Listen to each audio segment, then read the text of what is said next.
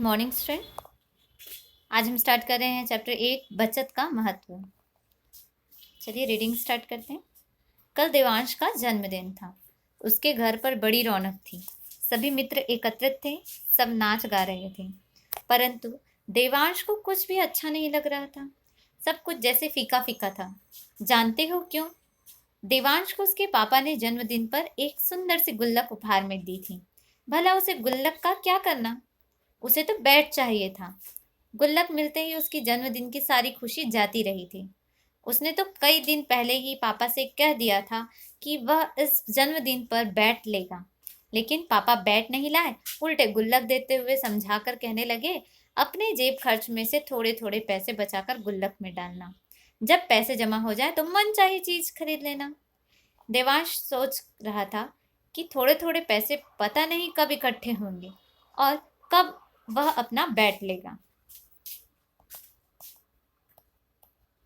आज उसका खेल में भी मन नहीं लग रहा था। वह खेल छोड़कर घर आ गया था।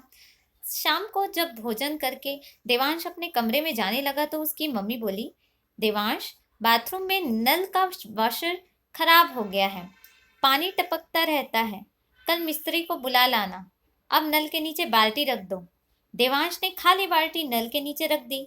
उसने देखा नल से थोड़ी थोड़ी देर में पानी की बूंदें गिर रही थी।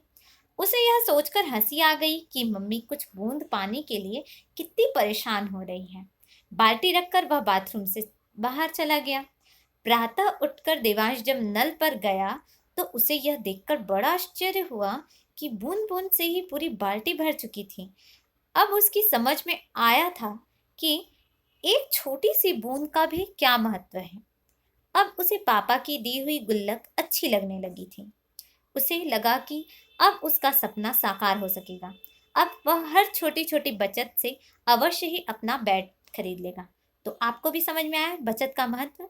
पानी की एक एक बूंद से घड़ा भर सकता है या बाल्टी भर सकती है। वैसे ही आपके इकट्ठे किए हुए बचत किए हुए एक एक रुपए से भी आप अपनी मनचाही की चीजें भी खरीद सकते हैं। तो आपको बचत का महत्व समझना चाहिए और आपको भी ऐसे ही अपने छोटी छोटी बचत से गुल्लक में पैसे इकट्ठे करने चाहिए, है ना?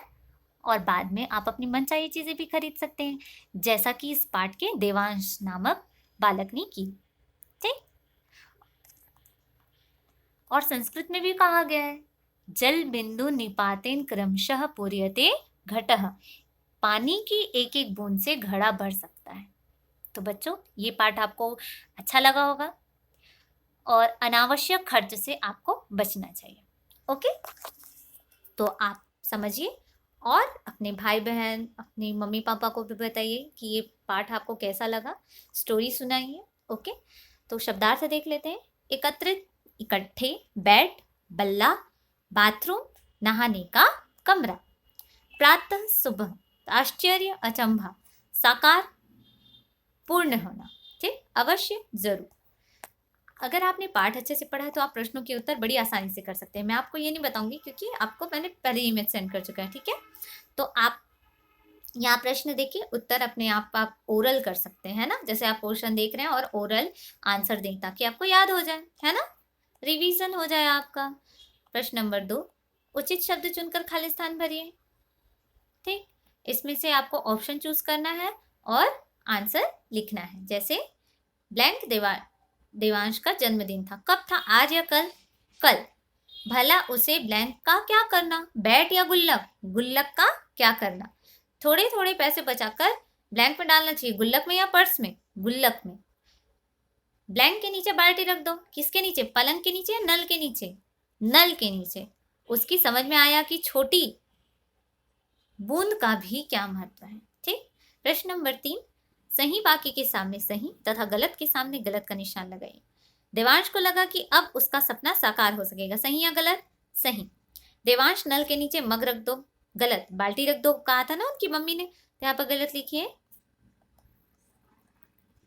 देवांश का खेल में भी मन नहीं लग रहा था। सही।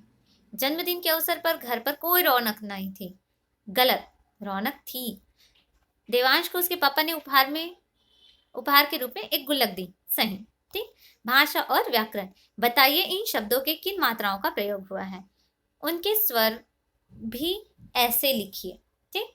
तो देखिए यहाँ पर मात्रा है, जैसे उसने, तो इसमें कौन सी मात्रा लग रही है, ए की मात्रा लग रही है, तो ए लिखे। ठीक है। मात्रा पहचानना है इसमें, तो हमने इसमें मात्रा पहचानना सीखा है ना। तो वर्तनी सुधार कर लिखिए। गुल्लक, गुल्लक यहाँ पर गलत लिखा है, उसको हम सही करके ऐसे लिखेंगे। ठीक है।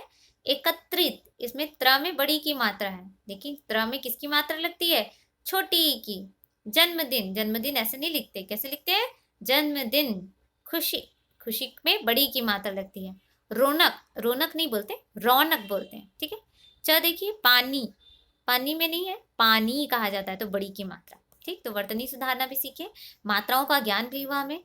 तो इसके साथ ही ये पाठ हमारा यहीं खत्म होता है। ठीक। Thank you students, have a nice day.